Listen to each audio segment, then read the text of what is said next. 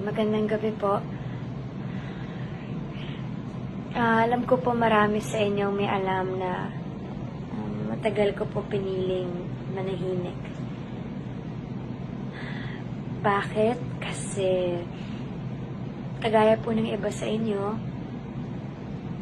natakot po ako.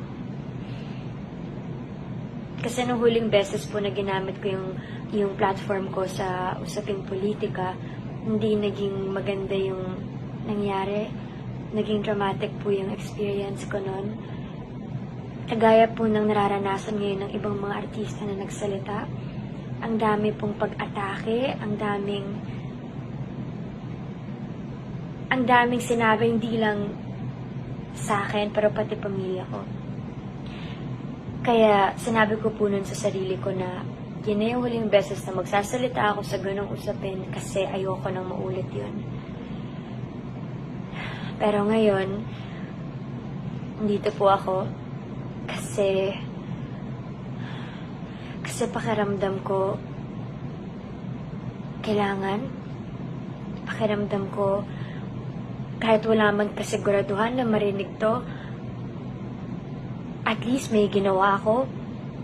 Pakiramdam ko kailangan kong maging boses ng iba. Kaya, andito po ako. Pinipili kong magsalita kasi nagpatong-patong na yung mga dahilan. Maaring marami sa inyo iniisip po na maginhawa yung buhay namin kumpara sa iba. Opo, pero hindi po doon nagtatapos yun eh. Mas may responsibilidad po kami na tumulong sa iba. Hindi po ibig sabihin nun, hindi kami apektado sa nangyayari kasi hindi namin kayang makita yung mga tao na nahihirapan, na umiiyak, na hindi alam kung ano na mangyayari sa kanila. Kaya nandito po kami kasi responsibilidad namin makaramdam para maging boses ng mga taong hindi mapakinggan. Kasi kung di kami magsalita, sino magsasalita para sa kanila?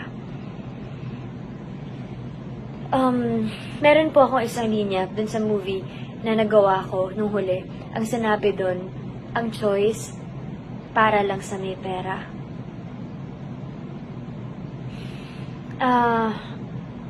Nung isang buwan po akong namuhay kasama yung mga OFW sa Hong Kong, dun ko po napatunayan at dun ko lalong nakita kung gaano kahirap ang buhay.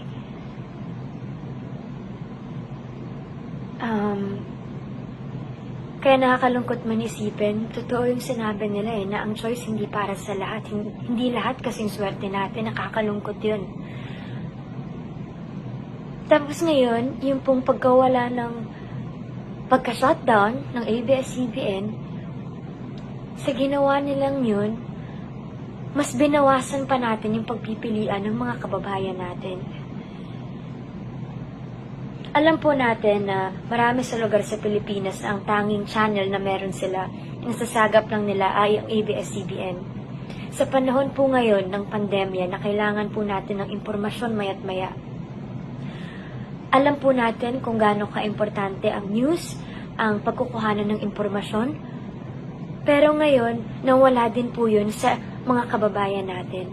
So, paano po sila makakakuha ng update sa nangyayari sa mundo, sa Pilipinas?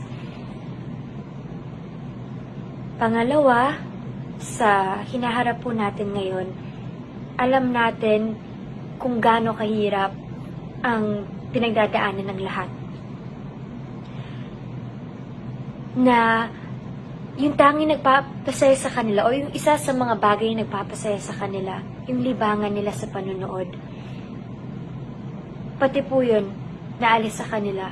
Yung makapanood lang sila ng konting ganyan, mapanood nila yung paborito nilang teleserye, makakalimutan nila kahit papano yung problema. Yung libangan na yun, pati yun, ngayon napagkait na rin sa kanila. So, impormasyon, libangan. Ito yung panahon po na dapat wala tayong mapag-iwanan na Pilipino. Ito yung panahon na dapat magtulong-tulong tayo. Kaya nananawagan ako sa mga tao na may access sa impormasyon. Sana alamin natin kung ano yung nangyayari. Alamin natin kung bakit namin pinaglalaban to, kung bakit paulit-ulit namin sinasabi na walang nilabag na batas ng ABS. Tulungan nyo kami na ipaintindi sa iba kung saan kami nanggagaling. Sana matuto tayong makaramdam para sa 11,000 empleyado na nanganganib mawalan ng trabaho. Matuto tayong makaramdam sa ilang milyong Pilipino na nawalan ng libreng access sa impormasyon at libangan. Huwag na po natin palalain ng inequality. Ang choice, hindi lang yan dapat sa may pera. Magtulungan tayo. Ngayon po, baka sinasabi niyo na pinipili namin magsalita kasi pangalawang tahanan na namin ng apektado. Pero hindi lang po kasi yun yung issue. Una, issue din po ito ng labor issue. Kasi ilang libong empleyado yung nawalan ng trabaho kahit na wala naman silang nilabag na batas. Issue din po ito ng public health. Kasi yung impormasyon na pinagkukunan nila para protektahan yung mga sarili nila nawala. At lastly, issue din po ito ng press freedom. Kasi nawalan sila ng paraan para magpahayag.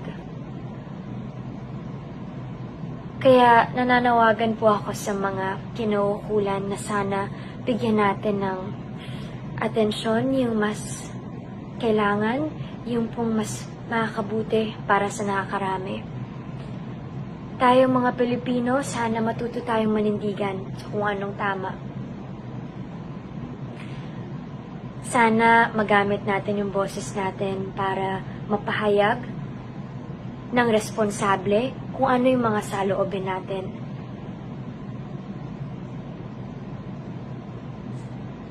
At sa mga kabataan, sana huwag kayong matakot. Kasi kagaya nyo din ako, natakot ako. Pero kung hindi kasi tayo magsasalita ngayon, sino? Tayo yung magmamano ng Pilipinas, kaya may karapatan tayo. Samahan niyo po kami magdasal na sana maging okay na lahat. Sana matapos na lahat to at sana maayos lahat sa tamang proseso at mapag-usapan ng maayos. Ayun lang po. Salamat po sa pakikinig. Ako po si Catherine Bernardo, isang artista, isang Pilipino. Huwag po sana natin kalimutan kung anong tunay na kalaban. Laban ka, pamilya.